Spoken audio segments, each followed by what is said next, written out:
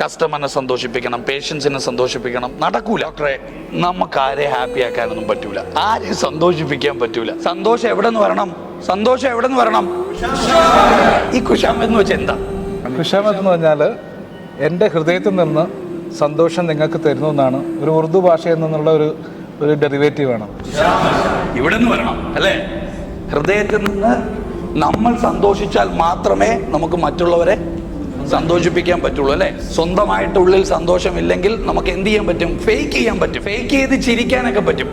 Fake ചെയ്ത് ചിരിക്കുന്നത് കൊണ്ട് കൂടെ ഉള്ളവർ ചിരിക്കുമോ? ചിരിക്കില്ല. ഉള്ളിൽ നിന്ന് ചിരിക്കാൻ പറ്റിയാലേ പുറമേ ഉള്ളവർ ചിരിക്കുള്ളൂ അല്ലേ? അത് കസ്റ്റമർ ആയിക്കോട്ടെ, പേഷ്യൻ്റ് ആയിക്കോട്ടെ, ഭാര്യ ആയിക്കോട്ടെ, മക്കളായിക്കോട്ടെ, ആരും ആയിക്കോട്ടെ.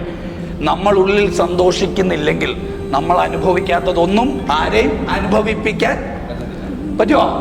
അപ്പൊ എന്താ നമ്മൾ ചെയ്യേണ്ടത്? ഹൃദയത്തിൽ നിന്ന് സന്തോഷം കൊടുക്കുന്നതിനെയാണ് കുശാമിത് എന്ന് പറയുന്നത്. അപ്പൊ ഹൃദയത്തിനകത്ത് അത് ഉണ്ടെങ്കിലേ കൊടുക്കാൻ പറ്റുള്ളൂ.